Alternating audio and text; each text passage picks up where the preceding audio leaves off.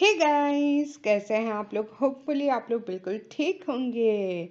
और आज हम एक छोटा सा अकाउंटिंग का टॉपिक पढ़ रहे हैं, but before getting started as usual I would like to tell you that we have an accounting playlist जिसमें बहुत सारी वीडियोस हैं रिलेटेड टू अकाउंटिंग।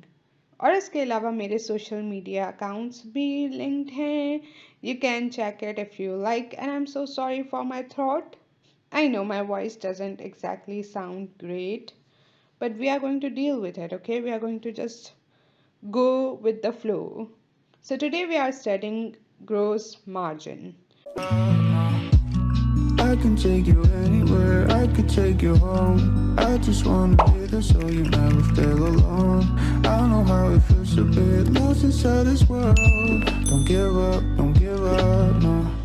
ये एक और रेशियो है, बहुत इजी है, बहुत सिंपल है. It's the amount of money a company retains after incurring the direct costs associated with producing the goods it sells and the services it provides.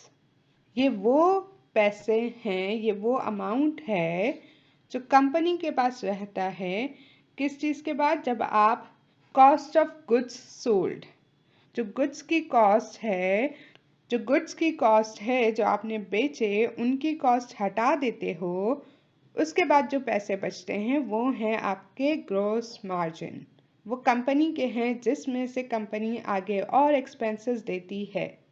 But gross margin is just आप deduct करोगे cost of goods sold. ये एक major है profitability का. इससे हम देखते हैं कि हमारे पास कितनी प्रॉफिटेबिलिटी है, हर एक्स्ट्रा प्रोडक्ट बेचने पे हमें कितने पैसे मिलते हैं, हमारा कितना प्रॉफिट होता है.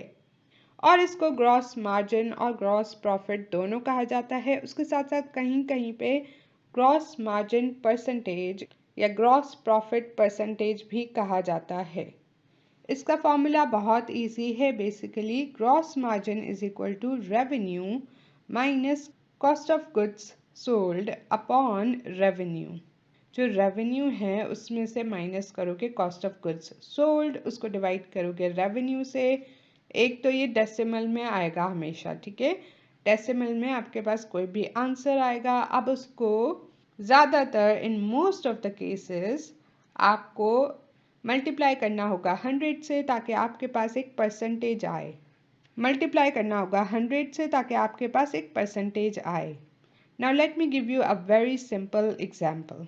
आप एक प्रोडक्ट बेचते हो, 100 रुपये का. वो आपको पड़ता है 45 रुपीज़ का. अब 45 रुपीज़ का अगर वो आपको कॉस्ट है, ठीक है, तो आपके पास कितने बचे? 55. ये क्या है? ये आपका ग्रॉस मार्जिन है. अब जब इसको पूरा आप प्रोसेस करोगे, अब इन वैल्यूज़ को जब आप फॉर्मूला में डालोगे which will be what, revenue which is 100. हमने कमाए कितने? हमने टोटल कस्टमर से पैसे कितने लिए? 100. कॉस्ट ऑफ गुड्स सोल्ड जो कि थी 45, उसको डिवाइड करोगे बाय 100 तो हमारे पास आएगा 0.55. ओके. नाउ इसको परसेंटेज फॉर्म में लाने के लिए मल्टीप्लाई करोगे 100 से, and that's your 55% gross margin. And that's it. This is your gross margin. I hope आपको समझ आया. I tried to make it as simple as possible. Hopefully आपको समझ आया and you enjoyed the video. As usual, everything is linked in the description box, including my social media handles as well as my other things. अगर आपका दिल हो तो do check them. If not, it's perfectly fine. Let's just study. And that's it for this video. Thank you so much for watching. Like, comment, share, and subscribe. Bye.